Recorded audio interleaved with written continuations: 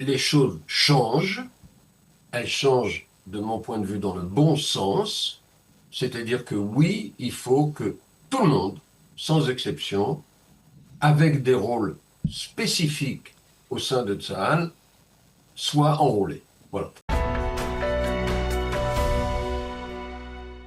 Eh bien, nous avons le plaisir d'être en ligne avec Ephraim Wasservogel. Ephraim, bonjour. Bonjour. Merci d'être avec nous ce matin. Nous vous avons sollicité parce que vous êtes depuis longtemps, depuis 25 ans, habitant de Bnei Brak. Vous êtes vous-même ingénieur. Vous avez été dans le passé une des grandes figures de Renault, puisque vous étiez le numéro 2 de Renault à une certaine époque et même le père de la Renault 5. Ça nous ramène à quelques années en arrière.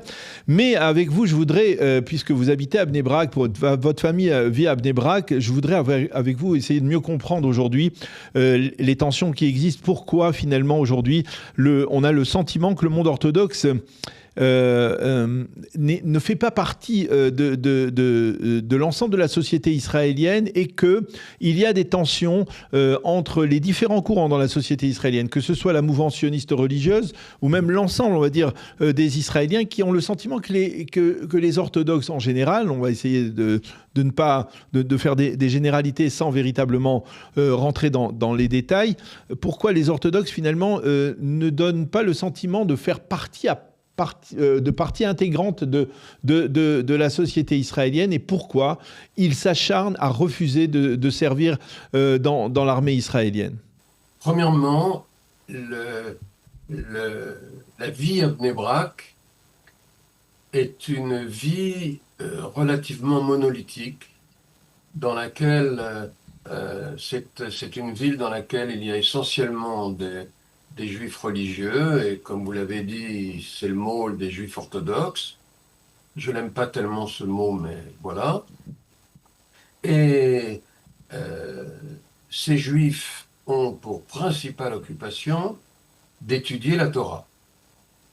Alors, quand on dit étudier la Torah, il faut savoir exactement de quoi on parle, puisqu'il y a la Torah, le livre, la Bible, et puis il y a toute la loi orale Oui. qui a donné naissance à la Gemara et à tous les autres écrits de nos sages. Et tout ça date d'il y a 2000 ans. Et pourtant, ça a un caractère étonnamment moderne, étonnamment d'actualité. Les juifs religieux considèrent que le point central, c'est l'étude de la Torah et considèrent qu'il y a des gens qui font l'armée, il y a des gens qui étudient la Torah. On peut, sur ce sujet, j'ai moi-même un point de vue. Je pense que ceux qui étudient la Torah protègent la nation, protègent Israël autant que ceux qui portent le fusil. Il y a une relation à faire avec ce qui se passait du temps du roi David, où le roi David avait des armées, 11 500 hommes, et qui étaient tous des gens qui avaient été pris, on le lui a reproché au roi David, qui avaient été pris dans les yeshivot, parce que le roi David considérait qu'on ne peut pas défendre Israël si on est un ignorant de la Torah. Alors, si le roi David l'a fait, pourquoi l'État d'Israël d'aujourd'hui ne pourrait pas le faire? Aujourd'hui, l'État d'Israël respecte, et je veux le dire très fort, respecte le monde Haredi. Les familles Haredi bénéficient des mêmes droits que tous les autres Israéliens. La ville de Bnei Brak, elle est entretenue par les services de l'État. Les allocations familiales sont versées aux Haredi de la même manière qu'elles sont versées aux autres. Et le monde Haredi ne cherche pas à se considérer comme un exemple, ne fait pas de prosélytisme, mais considère qu'il traite le monde juif, il traite Israël avec un regard permanent sur ce que le monde haredi considère, je partage ce point de vue, par parenthèse, comme l'origine du monde, c'est-à-dire la création divine. Alors, dès lors que l'on dit ça, si on le croit, dès lors que l'on dit ça, alors on a toute liberté de considérer qu'il y a des gens qui étudient la Torah, et je vous signale que une statistique récente de Bnei Brak montrait qu'il n'y a que 25% des Haredim de Bnei Brak qui ne travaillent pas au sens activité professionnelle. Mhm.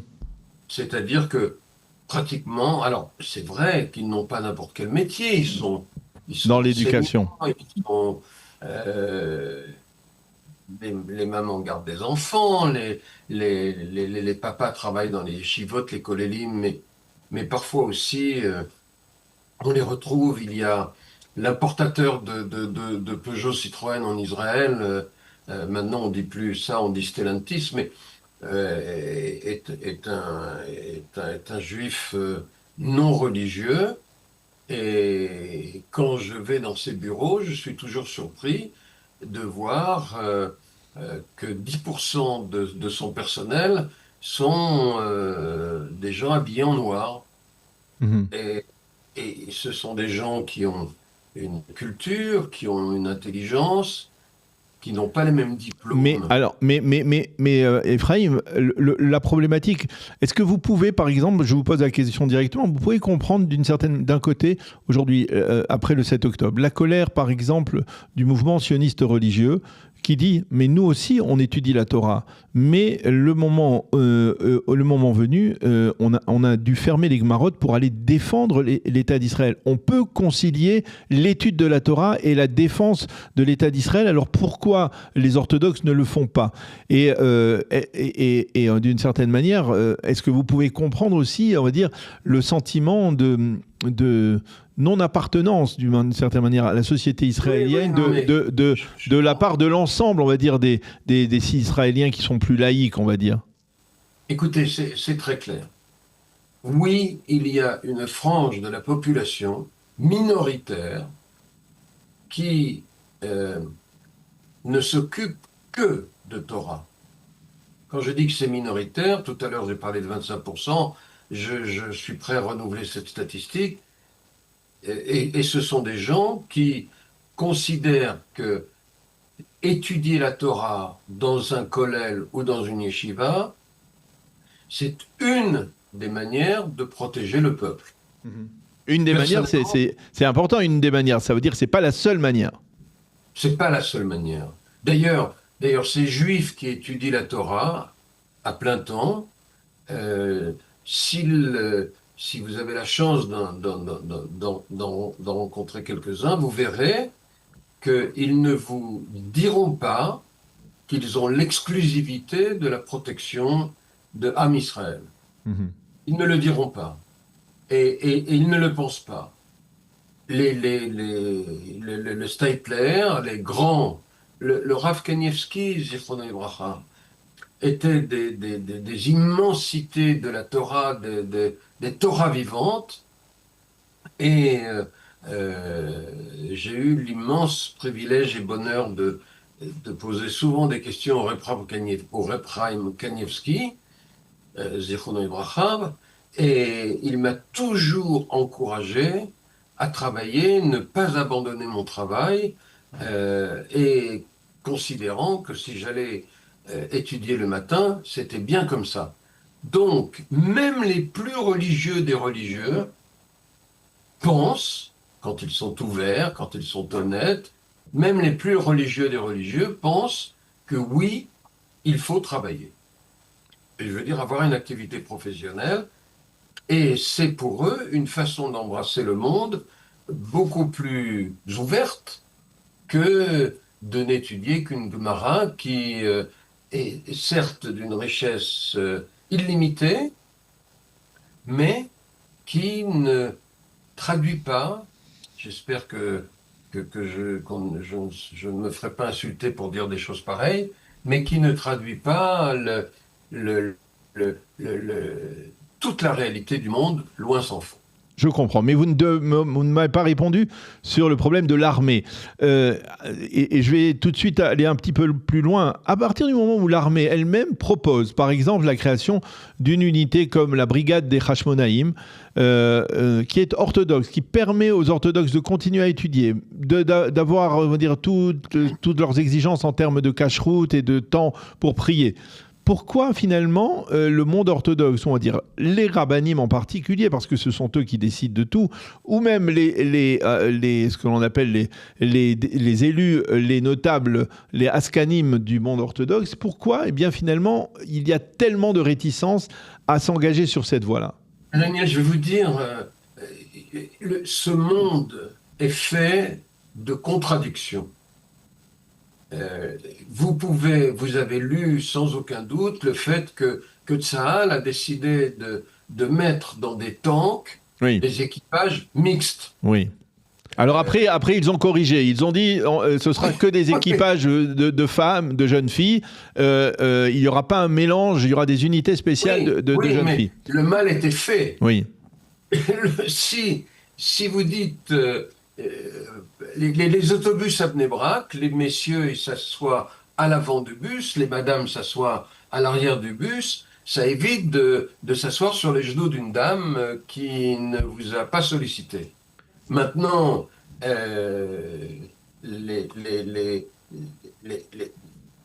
les mauvais exemples qui ont été donnés ont amené les religieux à être extrêmement suspicieux. Mais j'ai un petit-fils, j'ai des petits-enfants qui sont à l'armée, l'une, c'est une fille, elle est dans la marine, l'autre est dans les machins d'élite là-haut dans le Liban. Et la manière dont il me parle, la manière dont il me parle de l'armée me donne parfaitement confiance dans l'intelligence des commandants sur le fait qu'ils ont à traiter avec des populations entre guillemets différentes. Des hommes, des femmes, des Haredis, des non-religieux, etc. Donc, dans votre même famille, vous avez des preuves concrètes d'une possibilité de concilier le respect de la Torah, le respect des mitzvot, l'étude de la Torah et le service militaire. Absolument. Et lorsque je suis à Bnei Brak et que je me retrouve, j'avoue que je ne les provoque pas ces discussions, mais lorsque je suis à Bnei Brak et que je suis confronté à des discussions, parce que les gens savent parfaitement que je travaille, ils savent parfaitement que je suis déguisé,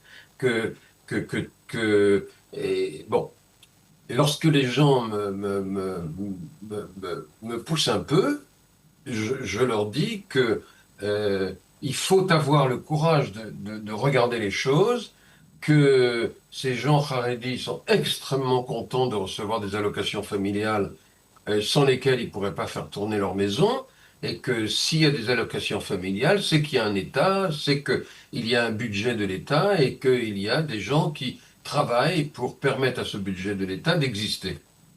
Et bien les gens, ils l'entendent, ils comprennent. Et j'ai été amené à donner quelques conférences, on va dire, c'est un mot un peu snob, mais les gens comprennent ça très bien. Alors maintenant, le Rav Lando, qui est le grand de la Torah, qui aujourd'hui a succédé au Steipler, au Rav Kanievski, au Rav Steinman, etc., le Rav Lando lui-même encourage les Haredis à avoir une activité qui permette de soulager quelque peu la famille et... D'accord, mais vous revenez toujours sur l'activité professionnelle. Moi, je vous parle du grand problème, de la grande incompréhension qui existe dans le public, on va dire, ou généraliste ou même sioniste religieux, face à l'armée, surtout après le 7 octobre. Avant le 7 octobre, on pourrait comprendre. Et même, comme je le dis, je mets encore une barrière, je dis, c'est peut-être même pas le fait de s'enrôler dans l'armée, c'est le fait de se sentir solidaire. Qu'il y ait des orthodoxes qui participent, qui fassent des offices ou des prières spéciales pour les soldats, pour la défense des soldats, qu'ils soient là, qu'ils se mobilisent aussi à leur manière pour venir en aide aux soldats, qu'on les sente dans la société israélienne, qu'on n'ait pas le sentiment qu'ils sont repliés dans une forme de ghettoisation orthodoxe dans laquelle on ne fait qu'étudier la Torah.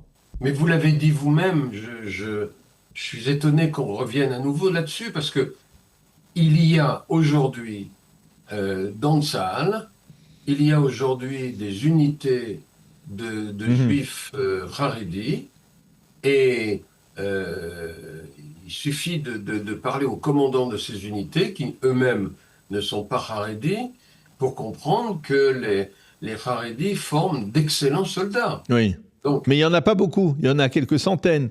Et aujourd'hui, l'échelon, enfin les dirigeants, que ce soit les rabbinim ou les élus politiques, eh bien, eux ne sont pas particulièrement favorables à un élargissement de ce phénomène comme la brigade des Hashmonaïm. Oui, mais écoutez, il y a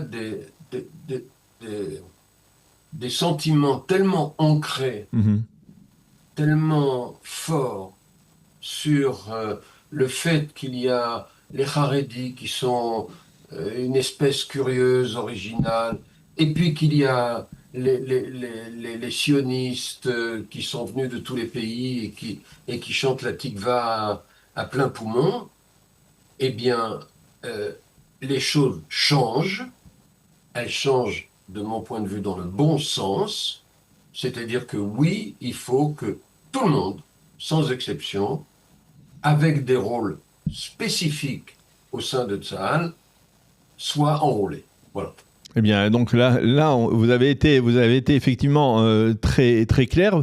Sur le plan général, et ce sera ma dernière question, l'avenir, parce que le monde orthodoxe se développe, parce que le taux de natalité dans la communauté orthodoxe en Israël est très élevé, beaucoup plus élevé que la moyenne nationale, finalement, est-ce que le monde orthodoxe ne risque pas d'être victime de son succès, de son développement, parce que à un certain moment, eh bien, il va falloir que ce monde orthodoxe travaille, il va falloir qu'il y ait des orthodoxes dans tous les secteurs, dans le monde de la justice, dans le monde de la médecine, dans le monde des usines, dans l'ingénierat, dans tous les domaines. Il va falloir qu'il y ait des orthodoxes et qu'ils contribuent au développement, à la croissance de l'État d'Israël. Sinon, cet État, il risque d'être paralysé. Non, mais j'entends ce que vous dites et jamais je n'aurais exprimé les choses comme vous venez de le faire. Jamais. Il se fait que il y a une expression banale, il faut laisser le temps au temps. Il n'y a pas tellement longtemps, il fallait sécuriser Israël, pas seulement au plan de l'armée, mais aussi au plan spirituel. Je vous rappelle d'Israël, comment Israël a été conçu, comment Israël a été créé, les relations politiques, avec une gauche dominante. Aujourd'hui, vous avez une évolution rapide qui fait que demain, il y aura un côtoiement de juifs sionistes, de juifs... J'aime pas le mot sioniste, oui. parce que les Haredis sont probablement les plus sionistes de tous, dans leur amour d'Israël. Donc, des juifs séculaires, des juifs religieux, c'est normal. Maintenant, Israël n'est pas un pays comme les autres. Israël, le mot Israël contient le nom de Dieu, et donc, c'est tout à fait clair que le monde Haredi va transpirer sur le monde en général, va transmettre, et que dans les écoles, on apprendra un tout petit peu plus de Torah qu'on ne le fait aujourd'hui, c'est une tendance que l'on voit tous les jours, et c'est une bonne tendance. Ça veut dire que les crêtes et les distances vont se réduire pour former plus d'homogénéité. Eh bien, on l'espère, bien entendu, et on est très heureux d'avoir pu dialoguer avec vous parce que vous nous avez, d'une certaine manière, donné une belle note d'espoir pour l'avenir, que ce soit concernant l'enrôlement dans le monde dans le monde de l'armée israélienne ou même l'intégration dans le monde professionnel, dans le monde de la société israélienne. Merci beaucoup, Ephraim Wasserbogel, de nous avoir répondu, de nous avoir expliqué votre position aussi franchement, sans langue de bois et avec beaucoup de courage. Merci beaucoup. À bientôt.